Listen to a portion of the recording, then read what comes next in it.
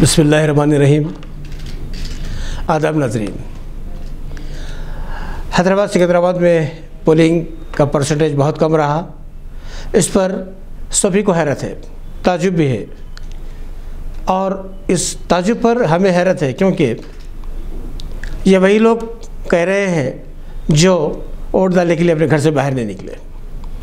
سوال یہ پیدا ہوتا ہے کہ اتنے دنوں تک انتخابی مہم چلے جانے کے بعد، اتنے ریلیاں ہونے کے بعد، اتنے سوشل میڈیا پر تشہیری مہم ہونے کے باوجود آخر کیا وجہ ہے کہ ہمارے ووٹرز گھر سے باہر نکل کر ووٹ نہیں ڈالتے؟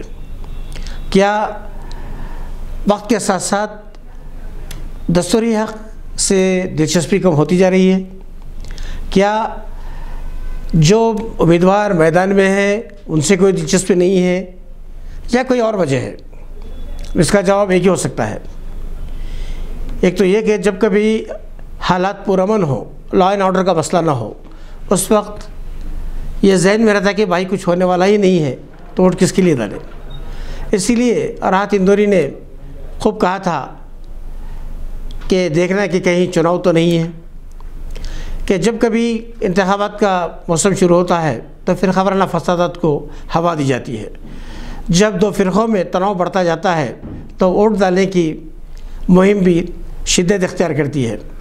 چونکہ حیدرآباد اور سکندرآباد میں TRS کے دور حکومت میں فی الحال کوئی لا اینڈ آرڈر کا مسئلہ پیدا نہیں ہوا، کوئی فسادات کا اندیشہ نہیں تھا، اور ویسے بھی حیدرآباد پارلیمانی حلقے کے لیے کوئی زیادہ مقابلہ نہیں تھا، اس لیے بھی ووٹرز میں دلچسپی کم دیکھی گئی۔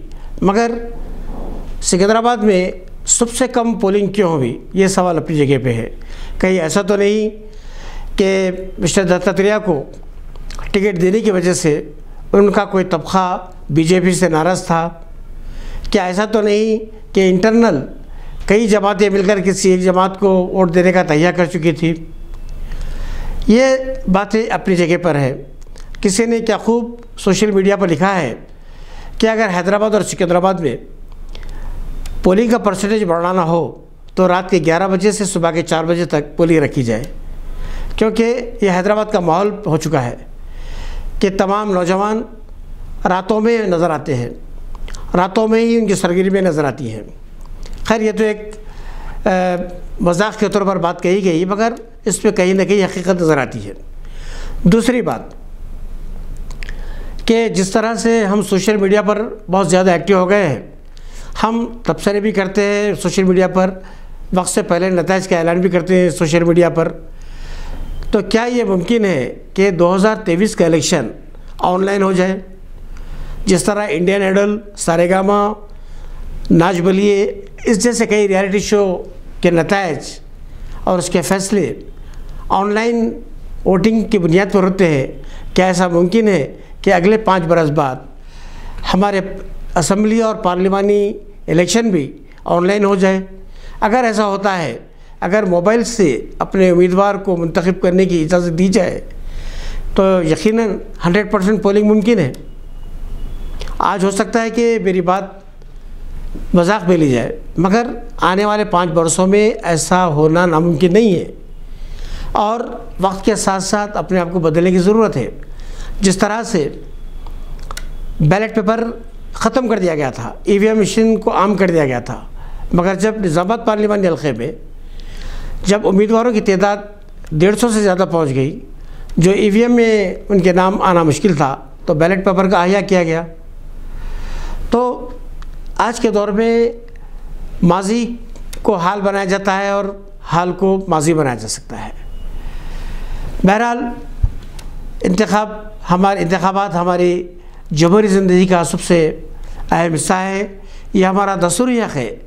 ایک مرحلہ تو ختم ہو چکا ہے، جو 91 پارلیمانی حلقے ہیں وہاں کے تو الیکشن ہو چکے ہیں، مگر جو باقی کے جو الیکشن ہونے والے ہیں وہاں کے لوگ اب بھی ہوش کا ناخن لیں، اب بھی اپنے محلوں میں، اپنے حلقوں سے ووٹرز کو گھر سے پولنگ بوتھ تک لانے کے انتظامات کروائیں۔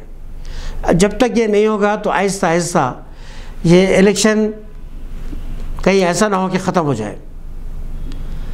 آج ہم صرف تبصرے کر رہے ہیں، بحث کر رہے ہیں اور سوشل میڈیا پر جو ہے ایگزٹ پول کے نتائج کی طرح ہم رزلٹ دے رہے ہیں، تو بجائے اس کے ہم 10 منٹ کا ٹائم نکالیں اپنے دستوری حق کو استعمال کرنے کے لیے، ورنہ ایسا نہ ہو کہ ہماری غفلت کی سزا ہمیں اگلے 5 برس تک ملتے رہے۔ ناظرین، ابھی بہت سے اچھے امیدوار میدان میں ہیں، جیسا کنہیا کمار جیسا امیدوار ہمارے سامنے ہے، اور بھی کئی ایسے امیدوار ہیں جنہیں عوام اپنا پیسہ لگا کر، اپنا ٹائم لگا کر، ملک کے گوشے گوشے سے آ کر اس کی مدد کر رہے ہیں۔ ایسے امیدوار ہیں جو حق اور باطل کی مقابلہ کر رہے ہیں۔ ایسے امیدواروں کے لیے، ان کو لانے کے لیے، اپنے سماج کو سدھارنے کے لیے، اپنی پارلیمانی جمہوریت کو مستحکم بنانے کے لیے یہ ضروری ہے کہ آپ اپنا ووٹ استعمال کریں۔ جو گزر گیا وہ تو واپس آنے والا نہیں ہے، مگر جو باقی کے جو پارلیمانی حلقے ہیں وہاں پر اب بھی ایک موقع ہے آپ کو اپنے حق کا استعمال کرنے کا، اور یقین ہے کہ آندھرا پردیش، تلنگانہ اور دوسری ریاستوں میں 11 اپریل کو جس طرح سے مایوس کن مظاہرہ ہوا، انشاءاللہ ویسی تاریخ دہرائی نہیں جائے گی، بلکہ نئے جوش اور نئے ولولے کے ساتھ ہندوستان کی جمہوریت کو نئی زندگی کی کوشش کی جا رہی۔ یہ تھی ایک اہم موضوع پر آپ سے بات چیت۔ دیکھتے رہے گواہ۔ شکریہ۔